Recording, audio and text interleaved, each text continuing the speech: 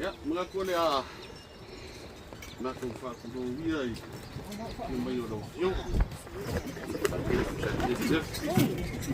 na kung fakulogia yung pagbuwa marunong tapos yung pagbuwa ya lo de ni magpagbuwa rin ka o kung talaga ka kinuha kung de ka ka pagbuwa ya lo na po yung marilang hindi magpagbuwa ya fakir magpagbuwa pagpala mo rin yung sarang ya kalau pagpala mo rin yung ka o kung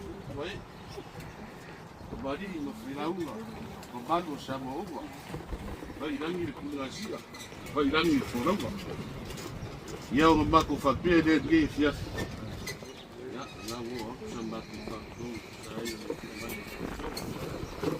ya ukwa basani ya dua filai kuku mai kula koa maangam ngare koa maya yo mai se yo ngao mai yo la fakaro fa filai ya filmai ang forum para mayo au filmai mai fa filmai ko ke gasul maka kusudo ya ba filmai ko filmai au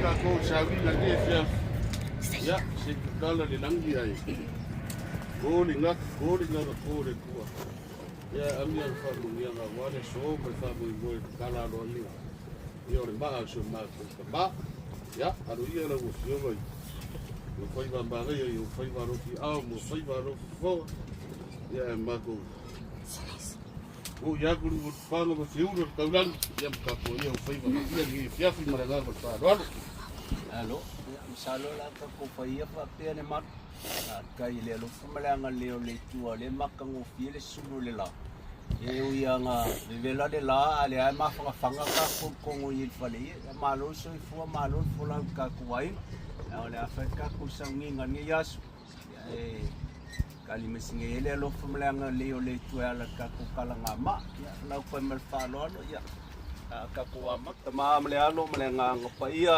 amen le alo e o le atua moni le tupoa la o me auna le mamano o e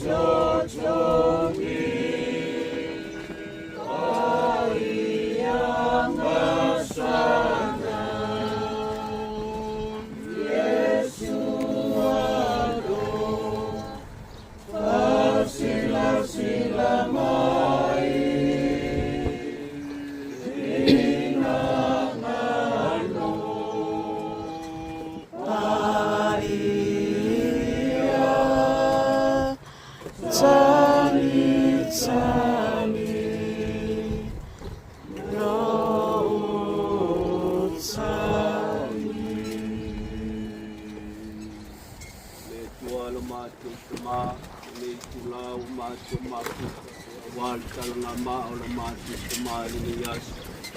Kai tonu i matu i whakasi mai o le ngango na upio.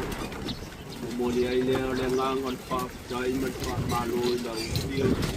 Lo whangia le nei whakasinga i whakenana lima tei te na pēr la upio mea uma. Ia i oai mea uma e logi inga nei se i o le whakavau lava.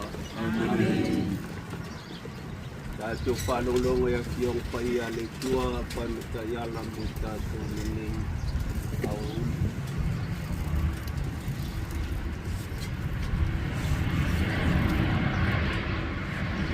Awa mai lel tisi a pauna i aloma. Mataro whai a koti si le ai lava se tasi o la mo ia lava. Te oti mo ia lava. Ke tātou te ola, ke tātou te oti, o tātou lavo tangata o le ri. O le ala lea na maliwa i Yesu matoitu. Maola pea, ina ia vea ia o alii o e oti mai e ola. A kionga whaia a le ri. Lea tuai pātai. Kaloanga le kaku kaku kua kele lo pole alme whai e ngei mea. Kaku pālala i tua ma whai tua ngi mea kaku ke pai. Kasi ale aunga e whai e ngei mea. O kaku kaku tuanga le ola i whaaku pau. Anga whai e lelo kaku kaku tuanga leo. Sano e isesi koe ngā me whai e kaku asu kwa penge. E lua me kāua mo kalanga maa. O le memo mo e whamangako e kākou kaimi kua e kākou kamā, kākou mawhikanga. O le kele i o kakalo. Kakalo i le tua e soasoangi i langa whai ngā malanga. Soasoangi ro kākou a inga i kaimi o mawhapianga. La lea lawa a kua le kausanga. E koe whako i ala le whakitai i le tua. E a whai e mongi ro kākou whaku tua. Whakitai langa puipuinga, whakitai langa kainga. Ia leo a mapanga whanga i kākou a inga. O le mea longa lua. Ia ole kaku paku tuanga e te onga iai, ole aso laringe. Ia e kakala i whangongoanga whakanga. O angi mawhakianga ole o langa ia, kakala umania i aso, mawhamau se ia ilo kaku paku tua. Ia ole ua ia ilo kaku kamai awa lofa o le tua. E alalani i maau kaku whai am whai longa o le kaku paku tua le nganga o le whakitai. Ia mano kaku mausali paku tua i le tua. E ala le maa pe o ngai e kako momo ngā lofa mo kama. O le aso la ngi o le akala i kako ma. Kako whaia o kako momo o ngā lofa kama. Ia mo kako whako kua. Ia maari lea o malongisi mea o whangongoanga mea uma. Ia ea mai whing le lofa o le tua e lima kai ngai kako ni aso. Kau ngā lofa ngia le tua le whai ngā malanga kama. Ia mai se kako wainga. Pa mausalilo kako whako kua mo kako karkongunga. Ia o kākou lava o kangaka o le li, le kākou ke ola mauti. Ia o kākou lava o kangaka o le li, o le tua o ia e o mea umalawa. O ia o le ola, o le fōi o ia o le amakanga. O le ngā kaanga le o kākou sāwari o le whare tua. Ia salo le a whapaia kākou maa. A uman whapaia kākou maa, ia o whai leo kalo maa, ia whai wai kākou maa kanga. Ia paa. Kalau mai ngisi whangongoanga whakangaka. Ia mai le lofa maleanga le nei o le tua e ngai kākou ni aso. A salo le a whapaia kākou maa i o kakala i leo le maa e tēnga sau i o kākou kama. Ia ngā ngai whakatai ma le ringa i le tua ni aso. Le tua no mātua i ta maa o la uwhia e au mea umalawa. O la uwhia ko i ala i mea uma mātua i whai. O mātua i tāturunga le ola le whaavavau. Sāwaringa fo i tangata. O la uwhia le amatanga ma ngā taanga. E nei maa o saunia. O la uwhia e whaia ai mea uma. La uwhia i whaia le nei maa. Ngā renga o mātua lima. O mō ngā lofa i mātua. O saunia ai le nei maa. E mea mwhai longa o mātua. Lofa i ate ia. E maisero mātua whātua tua i ai toe. O e o mea umalawa. E suafa te maa. I anu. Amen.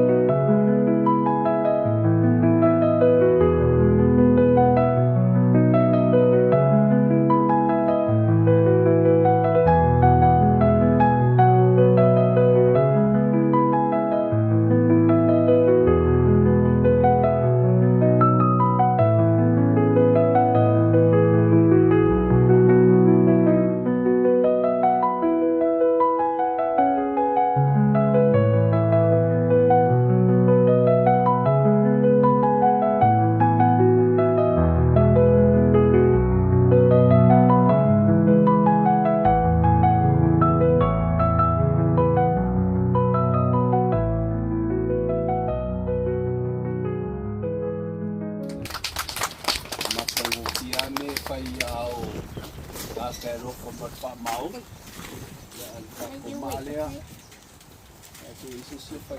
Reverend Deacon Alfisi Lafai, Lafaele Alfisi Lafai.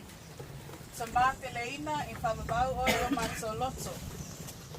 Aso soikuas fulfitu o ke topa tisiiva whaalua. Aso maliu, valo Januari luafe lualima. Ioanes fultasi pa elkwe luas fulima. Wafetala yatu Yesu yateia. O neo le toe tuma leola. O le whātua tua mai ate au. E o lava ina oti, a e o la lava ia. Son of the late Alfisi Lafai, Bartolomeo Alfisi Lafai, and late Asovale Tamatimu Alfisi Lafai. Beloved husband of the late Asovale Kiristina Tuilangi Aliva, loving father of Lemalu Awala Malai Silia Aniseko, and Tua Pepe Nive Lemalu, Babenga and Ivona Lafaele, Alofa and Palimene Manfanau. Cherished by your grandchildren, Sawalofa, Petelo Lemalu, Leutuva Lemalu, Paulo Tomalatai, Baifo Lemalu, and Courtney Watson, Anna Senia Lemalu. Treasured by your great-grandchildren, Shanora and Shanice Tomalatai, forever loved by your siblings, Catalina Matu, late Molly Popo Alisana, late Yosefo Alfisi Lafai, late Melisete Sio, Amelia Mataafa Tupuola, Kalala Kayo, Immaculata Tuatangaloa, Apuino Alfisi Lafai, Wafafo Risatu. Taftai Tama, Momaluenga Lilei, Momatoi Fana, Atoa Maloba Ina. Ele ngalo oe loto maanganga, wa e tau le tawa lele, wa ingu ya te oe le tau sinionga, Alfisi Lafai, Lafaele, Alfisi Lafai.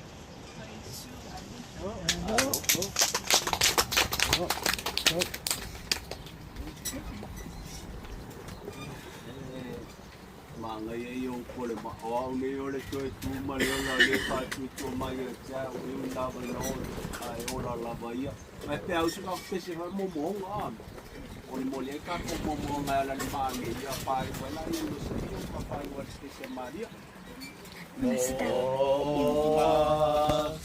Moria italo sana no Fata silene yolanga Aolene Uwabala Awina oe Keye obala Tawale Nema moe Musue Oya tumaletani Mana tua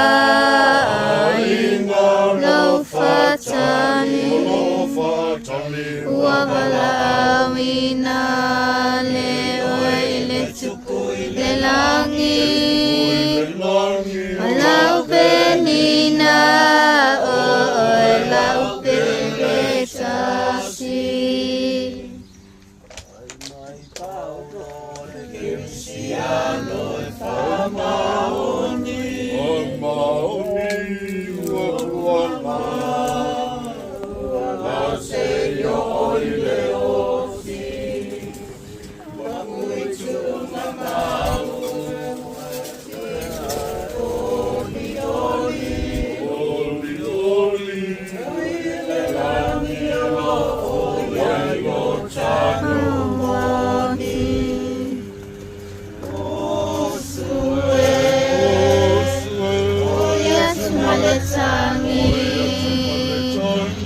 Mana tuai lo fatali Wabala awina le oile tupu le langi Ola upenina Ola upele sasi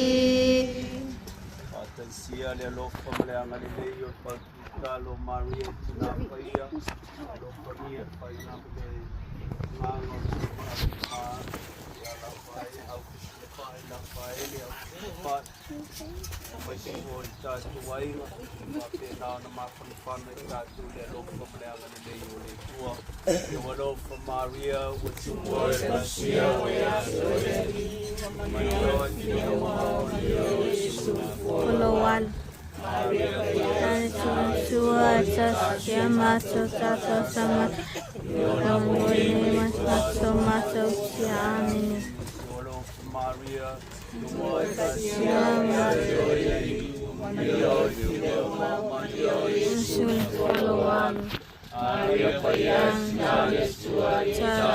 masuk siapa siapa ini.